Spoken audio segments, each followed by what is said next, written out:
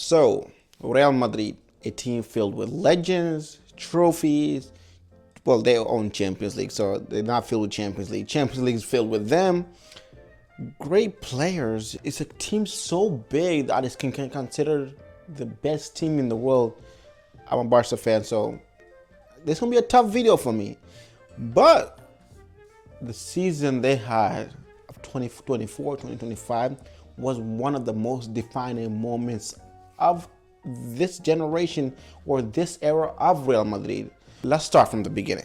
We got to start with one of their biggest headlines starting off the season with Kylian Mbappe. Kylian Mbappe is a player that people have been waiting for. Rumors, constantly headlines going on around. When is he going to wear that red shirt? Red shirt. Oh, white shirt. I'm so stupid. I completely forgot what Real Madrid's jersey is. I'm just looking at this one. Whatever. Back to so this anticipation of him coming to Real Madrid was huge. They were so excited. Especially like the fan base, the organization was so excited that he's coming there that they think that they're gonna be undefeatable, undefeatable, unlossable, whatever.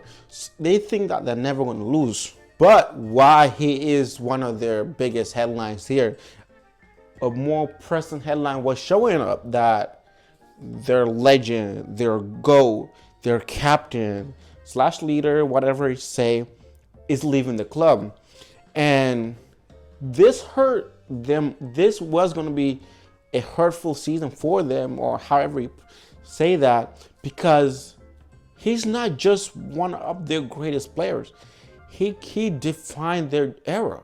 The 2010s era was owned by this player.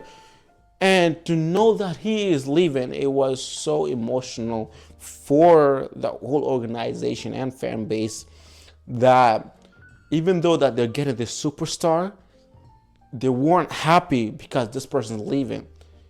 And it was just a conflicting year for Real Madrid when it came to that. But it also showed that because he is currently, there's at least two more players, but he is the key defining moment that this era is over, that they're bringing in so much young blood to come in and take over and put their jerseys to red. See, that's why. But it was, yeah, see, you put a joke and you can't even think of what you were going to say. This is why you don't talk. But this season defined Real Madrid as an organization that's moving forward, that's bringing these new, fresh, young talents to take over this era. And let's see what happened. The first key point, of course, let's talk about the man himself, the man that's going to take over Cristiano Ronaldo's role, the man that's going to define and be face of Real Madrid, Kylian Mbappe. Kylian Mbappe arguably is the best player right now. And that's probably a little bit of argument I'll have with you, and then I'll be like, nah, I'm not even listening to you if you don't say he's the best player. He is so great that, like, not just Real Madrid organization, even us people like that opposes Real Madrid as a Barca fan or just other supporters of the sport knew that Real Madrid is going to be deadly, and Kylian Mbappe did not let anybody down. He came in swinging.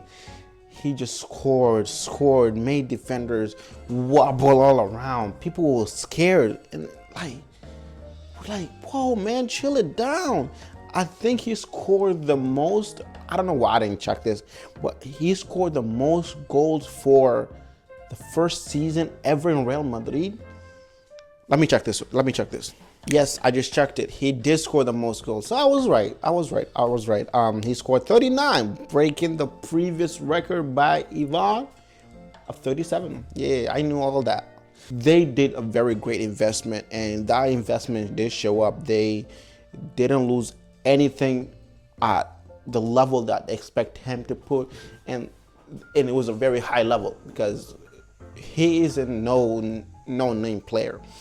His impact, what at least he did individually, For the whole team, we're going to speak about it later. But as an individually, he did show up, and it was nice watching him. But on the other side, the man that they're losing, Luka Modric, is a player that they won 3 Champions Leagues back to back with. He's a man that defined the midfield. Like when he was on that midfield, he made everybody calm down and take a breath when they were on. He said, "Don't worry, relax and breathe. Don't worry about the pressure they put into me. I got you." He touched a ball and kicked it like it was nothing. Curved that, and it was just him, Kroos, and Casemiro. Their chemistry was just out of So when Casemiro leaving, Kroos leaving, so we eventually knew he was gonna leave. And then he had the attack with the BBC attack, Bale, Benzema, and Ronaldo. And then defenders, don't even get me started. Huh? The goalkeeper, don't even get me started. The manager that just had back to back, don't get me started.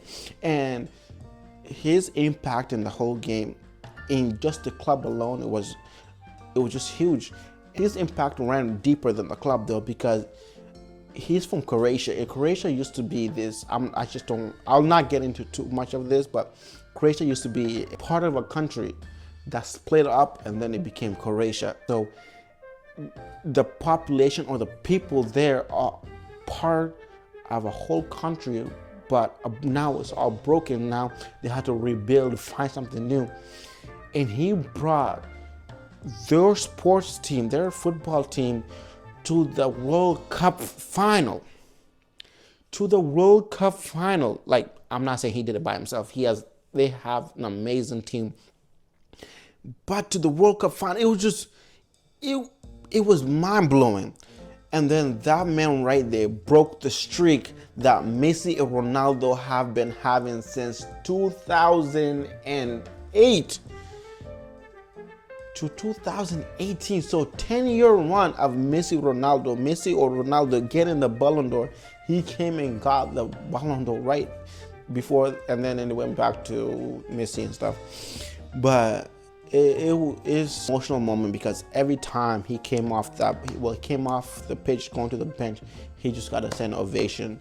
It was so nice to see the support he got from his club, that they appreciated him. They did not take to offense that he's leaving, because he's not leaving because he does not want to play anymore. He's leaving because he cannot give Real Madrid that superstar play that they want, because he's old. And yes, he can keep playing, yes, he can still show up, but Real Madrid ain't no other team. They have to compete with the best of the best, and they can't do that with old players, no matter how good those old players are. So it was a very impactful moment as a whole, even me, because I grew up watching him, seeing him go there. And I think he even was supposed to play for Barca, so that even hurt me. But I get why he couldn't play the Barca system too, because we had Iniesta, Xavi, and Busquets, so it was hard. And I'm just glad I hate that he went to Real Madrid, because now he was beating us. But I'm glad that a man this great, this talented, can show up and tell other people how well he is. It was just fascinating to watch him. And to his journey in AC Milan, may it be a well-ended journey, and may he go out with a bang. That's all I hope for. Bang, as I don't want anything to happen to him. I just want him to go with no backlashes or nothing happening to his legacy, like Suarez spitting on other people. Let him go and let us appreciate who he is as a legend. So other players outside of Modric and Mbappe, we have Jude Bellingham, and yep, they gotta back up Modric. He might not play the same way Modric does, but they got a freaking leader, man. That man carries right now. I'm saying it right now. He carries the midfield. The midfield gotta improve. Watching him in the Club World Cup, the attack, the forward people were just chilly. He was like, you know what? I'll take it up on myself. He went and scored. This man, defense-wise, midfield-wise, attack-wise, he will not sit down. He's arguably the best investment Real Madrid did for a midfielder in a while since Madrid, Cruz, and Casemiro. They are killing it right now with the young talents that they're bringing in with Mbappe and Bellingham. And like, if this continues, if they find a system that works with the player, with like Jude Bellingham he is right now, he's going to be a massive player out of nowhere. He's going to be a great leader. I feel like when Carvajal leaves, I do hope that he becomes the captain, because yes, I know Vini has been there longer, but I do want him to become that leader as that man should be. Like, he changes the tempo. He always has your back. You're not scoring? Don't worry, I got you. You need help? There's problem with defending? Rudiger, don't worry, I got you. That man will not play, and it is so exciting to watch. And it's just, when I watch this play, I'm like, please, why couldn't you be on my team? And it's just greedy because we have a great team, but it's just watching these great players that just shows how, no matter how opposed you are to that team, the players, you gotta respect them for who they are, because they show up time and time again. Real Madrid, fix your midfield, because I feel like there's a midfield problem. If you don't feel like it, prove me wrong. That they can work around Jude Bellingham. In fact, no Mbappe, Vini there. I was about to say make him make the whole team around him, but there's other superstars. But speaking of Vini,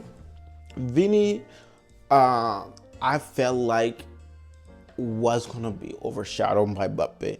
Not in a way that he's gonna be played like he's not gonna play good as Mbappe. Mbappe's gonna play better than him. No, I feel like Real Madrid didn't need Mbappe. I feel like Vini is one of the best players in the world. He was supposed to win the Ballon d'Or, in my opinion. Although, congrats, Rudiger. We're not going there. But I felt like why? Why did you bring Mbappe to this? Vini is so great.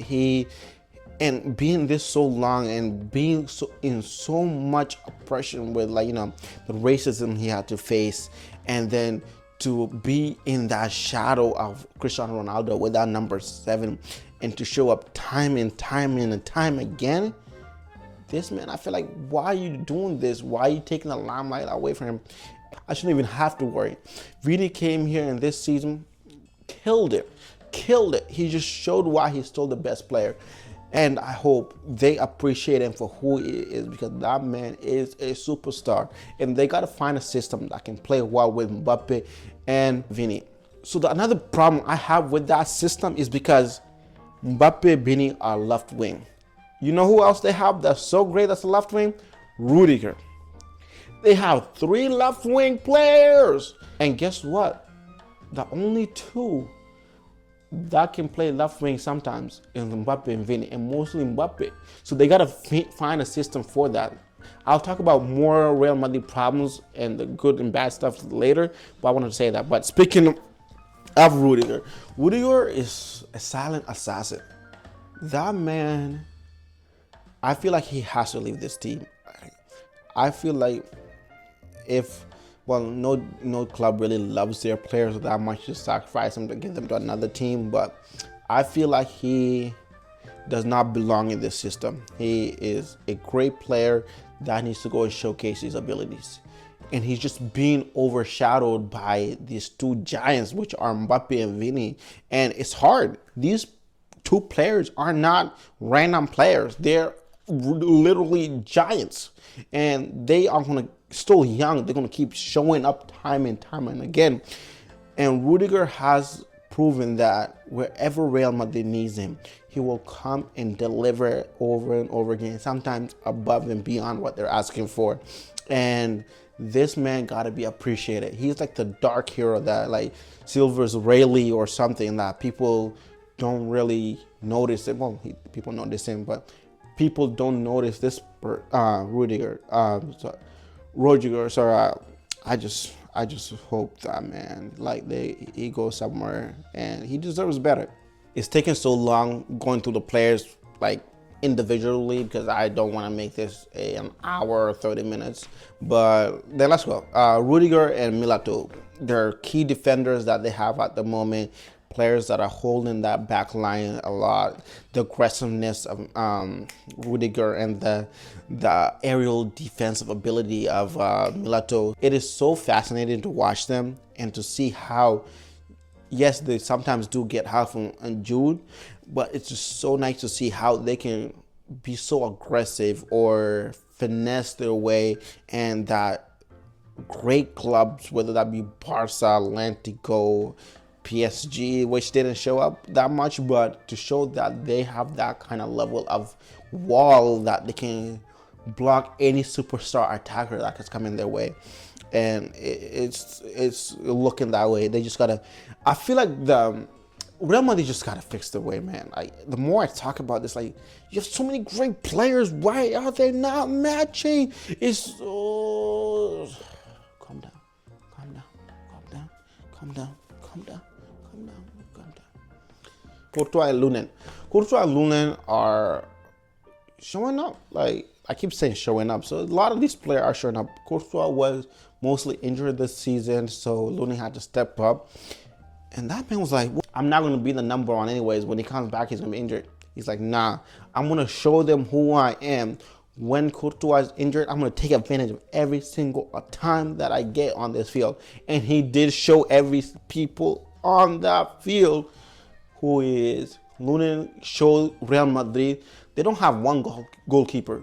Oh, one gets injured, they got another one. Oh, you're scared of this one? Oh, this one needs to rest? Oh, we got this. Don't worry. You think you're going to score on us? We got Lunin for you. And the man does not disappoint. It is so nice to see a team where they're not solely dependent on one goalkeeper take the weight away from Courtois and train Lunin, because this man's going to kill it. Then the old people, which is Carvajal and Nacho. Nacho's like a one-man team, man. Like, that man will come. Oh, you need a defender? I got you. You need a captain? I got you. What else? What do you need? Oh, come. Don't worry. I got you. Sub out. Ooh. This man, no matter where they put him, he's going to show up time and time and again. And this man is getting old. What? Like, how does he do this? I don't know how he does it. This man fascinates me. Like, I have to see what this man is built of. And then we have Carvajal. Carvajal, if I'm not mistaken, is number one or tie number one for the most Champions League ever. He has 6 Champions League. Yes, we're not talking about these players that have had the so-called Champions League before. But since it's been called Champions League, he has the most. And I'll say this, I hate Carvajal. Not because he's bad. It's because he's so freaking good and he's a freaking Real Madrid player. That man was so aggressive, running so fast, taking the balls away from these freaking players. I'm like, man, slow down. Like, I think he came around the time that Pepe left, or he showed up more after Pepe left. I don't, Pepe and him did not play the same position, but that man, I'm like, please relax, man. Nobody's coming against you. Why are you running like this? Why are you this aggressive? Hey, this man will not stop. I just watched him when he got stepped on. He stepped on, fell off, but started after they helped him out. He got up, tied his shoe. He's like, okay, and just started running. That man is just built different. Him and Nacho, they gotta find out, man, what kind of drugs they're taking. Because to be this good still, well, if you say that, Ronaldo too needs to be checked, man. Like, yeah, investigate Real Madrid. Investigate Real Madrid. Gotta find out what's happening over there. So let's go to the highs. What did Real Madrid have that is so good this season? The attack. Mbappe, Vini, come on. We just gotta name those 2 players and then it's over. A man that scored 39 goals, breaking the record for the most in the debut season. And Vini that just shows up time and time again. And Jude Bellingham that will come and help them. Their attacking is just crazy. Another high is the young freaking blood that they're putting into this team. The young players that are showing up, that have so much potential, that are not going anywhere anytime soon, and that are not playing any less than they are right now, and that are just keep improving and are going to keep being a threat to other organizations. It's scary. As a non-Real Madrid fan, man, they gotta, like, Jude, Rudiger, we had Milato, Lunen, Mbappe, Vini. Man, they gotta stop, man. Too many good players. And then Gonzalo Garcia. Whoa. And then they just had, why can't I remember his name? The man that just scored against Atlético Madrid. Why am I forgetting his name right now? Whatever. They gotta stop, man. They gotta stop. Of course, then I have to go to the low. Let me put you guys down. What did you guys win? Champions League, bum. League, Coupe de Royal, whoa. Club World Cup, and 4-0? Yeah, Real Madrid had an almost trophyless season, and it was the worst season they've had in a while. Yeah, they don't have bad seasons. Yeah, they don't have bad seasons, and this is just the worst. In the worst season, they at least had a trophy. That's not good, man. Have a worse season, man. Yeah, have a worse season. But overall, it wasn't like, how do I say this? You could see where this season was going. It was a season where that they're gonna get rid of their old players. Cruz is already gone. Benzema is gone. Ronaldo's gone a long time ago, and it was just a total rebuilding that they're gonna do. They're bringing in so much young talent, and this talent ain't no regular talent. They are superstar caliber talent, a talent that probably compares to the time in 2009 when they did all those signings. If the talent lives up to that squad, it's gonna be a great era for Real Madrid. And as much as I hate it, whether I love it or not, our Real Madrid's 2024 2025 season told me that they are a team you gotta be worried about. Of course, they still need to find like what they're gonna do with 3 left wings. What are they gonna do with the midfield?